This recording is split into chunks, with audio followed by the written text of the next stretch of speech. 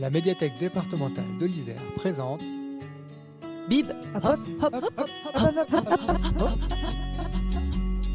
Bibop, Bibop, parlons bibliothèque.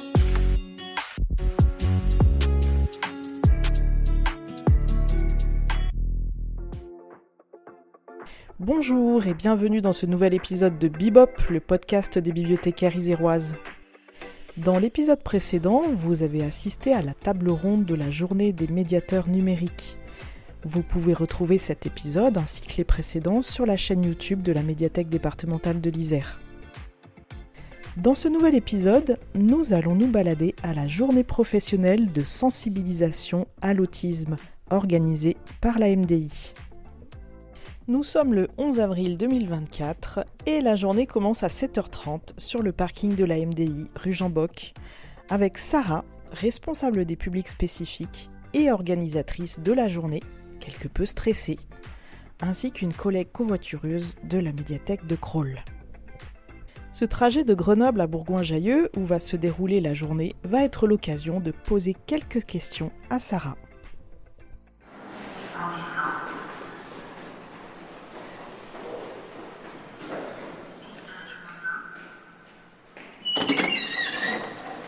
Classique.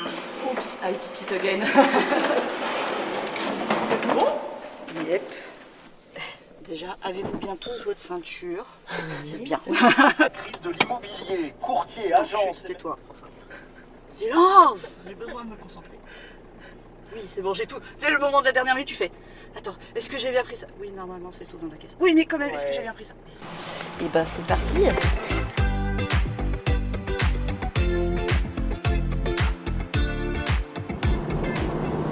Alors, déjà savoir dans quel contexte arrive cette proposition de cette journée à la MDI.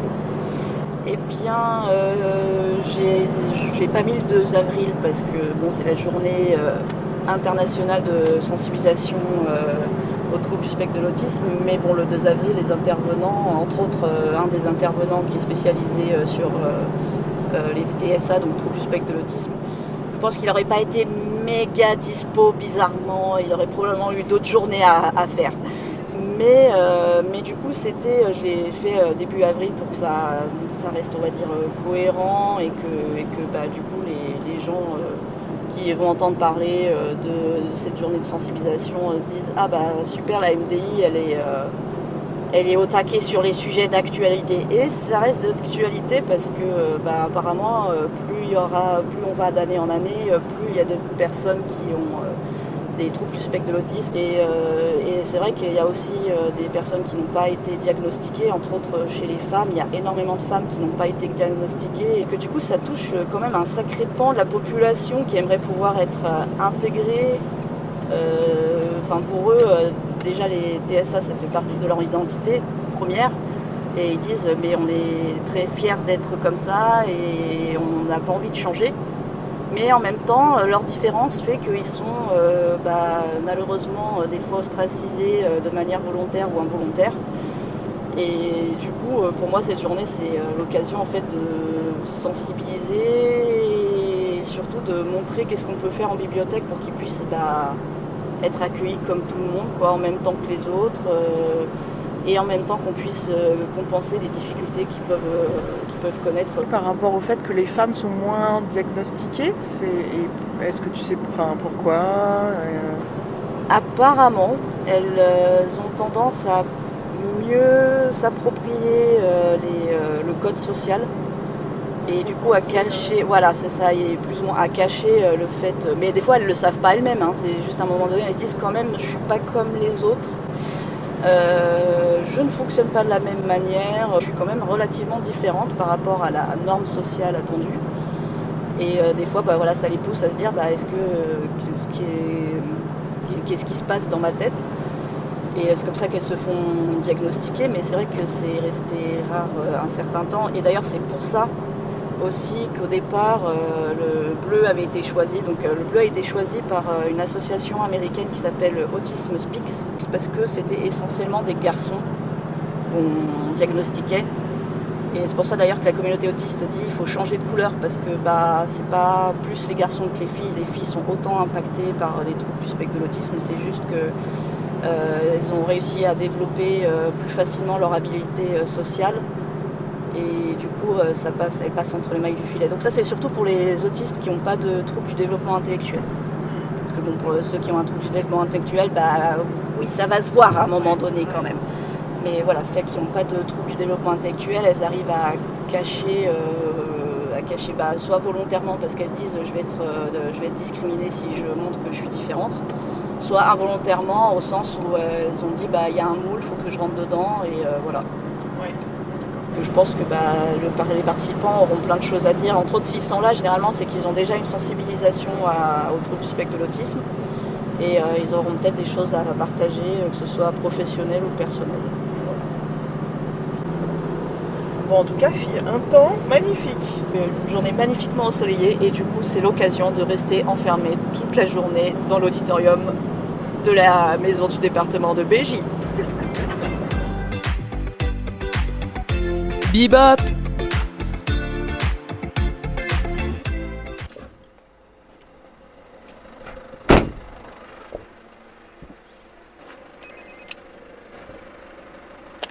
Oui, bonjour, j'arrive. Merci. Bonjour, ça va? Ça va et toi? Ouais. Hello, bonjour. Salut. Je vous ai amené Ça va? c'est réparé. Eh ben écoute, ça, on va dire que ça va. Opération café. On a eu un petit souci avec le café, on a dû tout jeter, il était imbuvable et on ne sait pas pourquoi. Donc on en refait, on a changé l'eau, mais imbuvable, dégueulasse. Donc on a jeté. est meilleur. Ouf, parce qu'un bon café d'accueil, c'est important pour commencer la journée.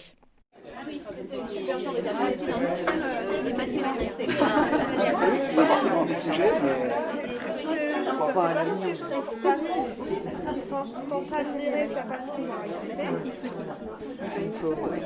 Je procrastine un peu, je remets un peu après. Rendons-nous maintenant dans l'auditorium avec une introduction de la journée par Thomas Gomez de Mercado, chef de service adjoint à la MDI. Pour les bibliothèques, c'est un travail global sur l'accessibilité qui a été reconnu par la loi bibliothèque en 2021. Et plus spécifiquement sur cette question autour de l'autisme au sens large, on a juste développé des fonds spécifiques, des fonds faciles à lire, les fonds 10, tous ces fonds qui arrivent petit à petit et qui sont promus de plus en plus dans les bibliothèques. Mais c'est aussi, au-delà des collections, une préoccupation plus large en termes d'accueil des publics, de tout âge, de mise en avant d'informations spécifiques pour préparer une visite dans une bibliothèque, identifier des temps spécifiques de visite, développer aussi le travail avec les partenaires pour ne pas être seulement dans venez chez nous, mais aussi allons vers les publics. Donc voilà. La journée d'aujourd'hui, elle s'inscrit dans ce sens et elle sera, j'en suis sûr, riche de partage de connaissances et d'expériences surtout. Je tenais à remercier aussi particulièrement les équipes de l'AMD qui se sont mobilisées et surtout Sarah, voilà, qui a porté cette journée. Merci à vous et puis à plus tard dans la journée. Nous retrouvons maintenant la première intervention, celle de Laurent Knot, psychologue. Un peu rentrer dans le vif du sujet, l'autisme est un trouble du neurodéveloppement. Donc déjà, ça ne s'attrape pas, c'est pas contagieux. Vous pouvez le côtoyer, c'est bon, vous n'avez pas à l'attraper. Mais ça ne se guérit pas non plus. C'est vraiment le neurodéveloppement, donc c'est dans l'embryogenèse, il se passe quelque chose. Je ne vais pas rentrer dans le détail, on s'en fout un peu là. C'est, on va dire, d'origine génétique, mais pas au sens héréditaire, faut pas tout mélanger. C'est une mutation sur des gènes, etc. Il y en a plus de 144 qui sont impliqués, blablabla. Il se passe quelque chose à l'origine. Ça ne s'attrape pas. Et ça va se caractériser par un déficit persistant de la communication et des interactions sociales. Et quel que soit le contexte. Alors j'insiste vraiment, ça a l'air tout simple ça, mais on a régulièrement au cabinet des gens qui viennent parce que ils supportent pas trop le bruit, ils supportent pas trop la foule, donc ils pensent qu'ils sont autistes. Non, là t'es juste un vieux chieur. T'es pas autiste. Autiste c'est tout le temps, c'est H24, c'est même à la maison, c'est même quand t'es tout seul, il y a des choses qui se passent. Il y a en plus des caractères restreints, répétitifs de comportements et des intérêts, des activités qui sont spécifiques, qui vont être répétitives, qui vont être routinières, enfin voilà. Ça. Ensuite, les symptômes doivent être présents dès les étapes précoces du développement, mais peuvent être exprimés plus tardivement. Ça veut dire que parfois, effectivement, on ne va pas le voir tout de suite, parce que l'enfant va pouvoir surcompenser. Soit parce que son quotient intellectuel est très bon, soit parce qu'il a une éducation qui est très structurée, ou parce qu'on a des familles qui sont archi-structurées. D'accord ? Donc ça peut se voir beaucoup plus tard. Et forcément, l'ensemble des symptômes vont limiter et altérer le fonctionnement de la personne. Les neurotypiques, c'est un peu comme les PC. Il y en a plein, ils sont majoritaires, ils communiquent bien entre eux, et ils ont une foule d'applications qui servent à rien du tout, mais qui est sur tous les PC. Alors que sur un Mac, il y a 0 application inutile. Tout ce qu'on met, c'est fonctionnel. Mais le Mac, il va pas communiquer facilement avec un PC. Il faut toujours des adaptateurs, il faut du Wi-Fi, il faut du Bluetooth, il faut des trucs là, bizarres, etc. Et une fois sur deux, ça marche pas. Et ouais. Et ben, l'autisme, le neuroatypique, on va dire, moi je le compare un peu à un Mac. Et c'est souvent un peu comme ça que j'introduis un petit peu les choses, parce que surtout quand on a des personnes qui sont d'un niveau d'intelligence qui est assez bon ou très bon ou sur bon, ben ils se disent ouais mais en fait je suis autiste donc je suis handicapé donc je suis entre guillemets con. Je caricature un peu hein. Et je dis non, t'as une intelligence différente. Maintenant il faut trouver tes forces et il faut trouver comment tu peux potentialiser tout ça. Mais c'est vrai que ton système de communication c'est pas du tout le même que l'autre. Bebop. J'arrive de Cluse, ouais. Enfin, de Thiers, mais de Cluse, oui. Ouais. Et vous intervenez souvent pour ce genre d'événement-là ou... Alors, dans une bibliothèque, ça risque pas, non. C'est la première fois de ma vie, je crois. Enfin, non, c'est la dernière fois que je suis venu en bibliothèque, j'avais 10 ans. Donc, ça remonte à longtemps. Mais sinon, ouais, faire des congrès, des conférences, j'en fais très, très, très souvent. J'en ai organisé un peu de partout, en fait. Parce que j'ai toujours eu à cœur de pouvoir expliquer le peu que je sais. Mais voilà, donc sans prétention. Mais c'est vraiment, ouais, ça des conférences, j'en ai fait plein. J'étais en courte culotte on en faisait déjà. Ma toute première, je devais avoir 15 ans. Allons à la rencontre des participants à cette journée. Il y a différentes formes d'autisme aussi, donc du coup c'est difficile. Des fois, je me souviens d'un stagiaire, la maman m'avait dit, je vous avertis, il est autiste.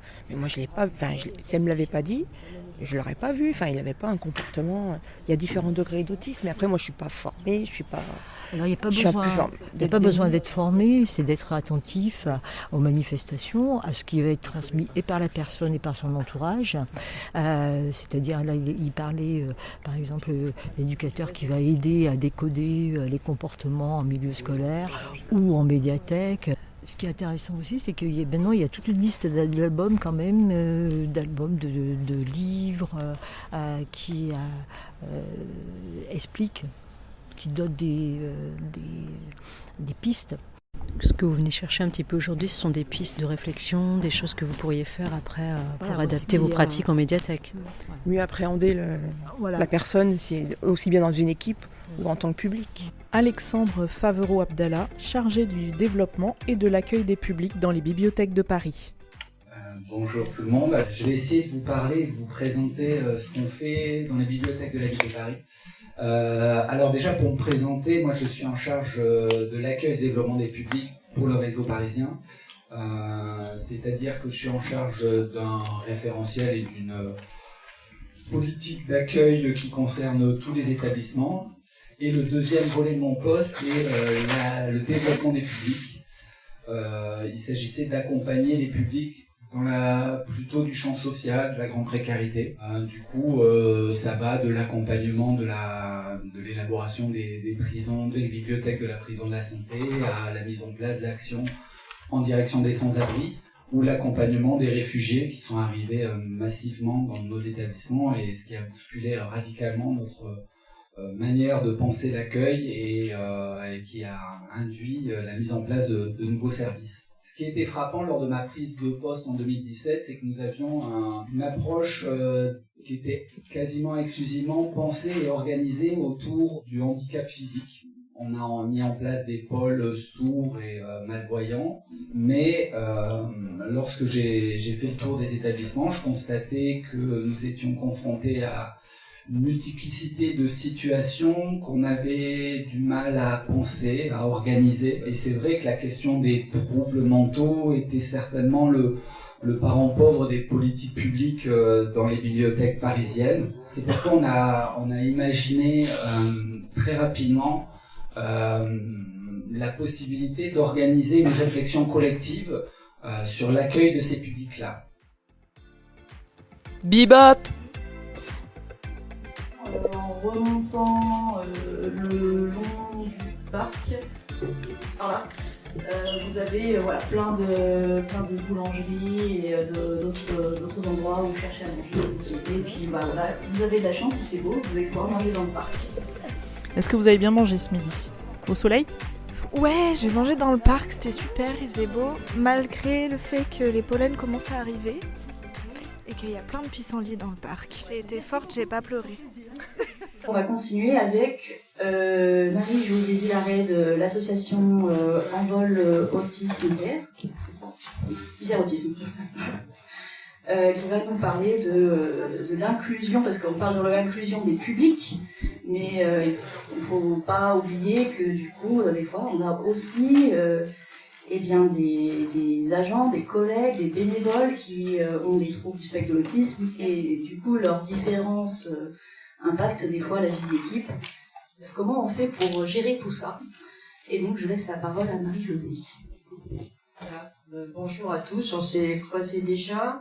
De formation, je suis à la base enseignant et puis j'ai changé un petit peu de parcours. Enfin, en tout cas, j'ai quitté l'éducation nationale pour passer dans le médico-social et puis aujourd'hui je suis consultante en formation et puis je suis surtout militante à l'association Envol Isère Autisme. Voilà.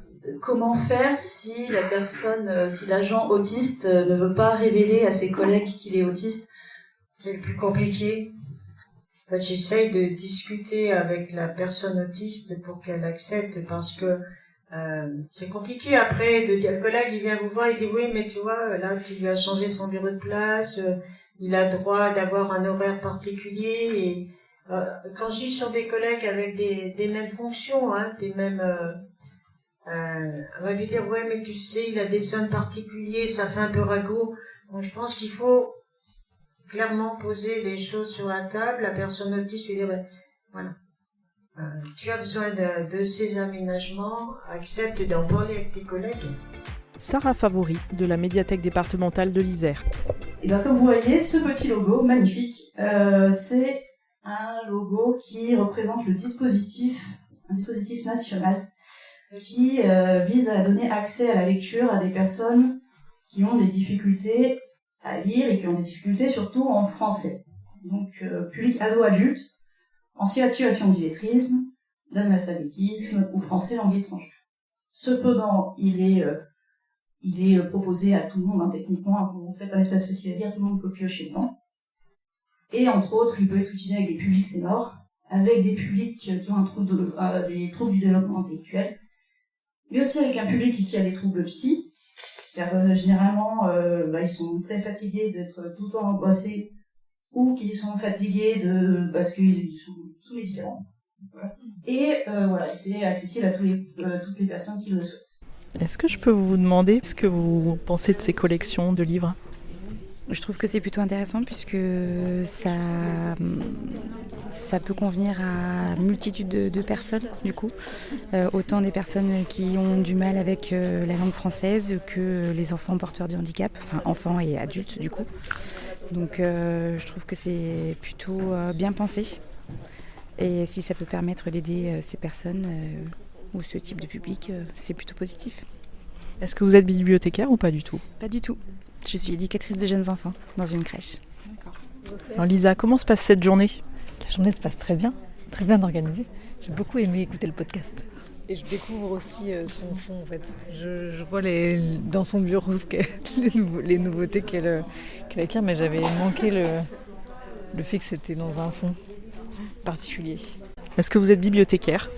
Non, je suis bénévole à Demarra, mais Ouais, c'est en bibliothécaire. Est-ce que vous avez déjà un petit bilan à faire de cette journée ? La partie sur les livres et tout ce qui est mis à la disposition, j'ai trouvé très intéressant pour les bibliothèques. Emeline, comment se passe ta journée ? Très bien. Écoute, j'apprends plein de choses. Moi qui connaissais pas du tout l'autisme, tout ce qui est trouble du spectre autistique, tout le vocabulaire, toutes les ressources, tous les astuces pour inclure un agent autiste dans une équipe de bibliothèque. Donc j'apprends vraiment plein de choses. C'est très intéressant. Ça, c'est facile à lire, ça, non ? Vous êtes bibliothécaire ? Oui, sur Vézeron-Squartin. Qu'est-ce que vous pensez de la sélection qui est présentée ici, par exemple ? J'avais emprunté les petits livres sur les habiletés sociales. J'avais eu la demande par une AVS, pardon. Et là, je les ai rendus pour la journée. Mais du coup, nous, on n'a pas de fonds faciles à lire et autres. Alors après, il faudrait qu'on le développe ou qu'on réfléchisse à des acquisitions. Vous savez, on appelait ça un temps d'échange pour clôturer la journée avec la bonne humeur. Alors, du coup, avec tout ce qu'on a dit aujourd'hui, je vais demander d'abord à nos chers intervenants, pense-t-il que la bibliothèque peut être un lieu accessible et inclusif pour le public porteur de TSA ? Le rêve, c'est une bibliothèque classée par couleur. Les livres rouges d'un côté, les livres bleus d'un autre, les livres Par verts. contre, mais là, sur pour la jeunesse, des fois, ça se fait. Alors, par contre, le problème qui arrivera, c'est les daltoniens, par contre, ils vont regretter ça. Et oui, on rentre à notre maison. On rentre dans notre chez-soi, dans notre bibliothèque. C'est la fin de cette journée de sensibilisation à l'autisme. On vous donne rendez-vous en septembre 2025 pour une journée professionnelle qui sera consacrée à l'illettrisme. D'ici là, n'hésitez pas à consulter notre site internet pour voir toutes les formations et journées professionnelles proposées par la médiathèque départementale de l'Isère.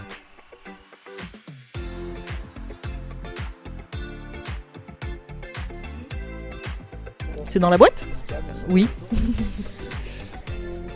Super mes questions. Tu vas devenir une pro de l'enregistrement des sons. J'adore. C'est ce que je préfère. T'étais pas inquiète pour la technique de toute façon, Sarah ? Non, parce que on a prévu un temps de jonglage et aussi on pensait faire venir des trapézistes.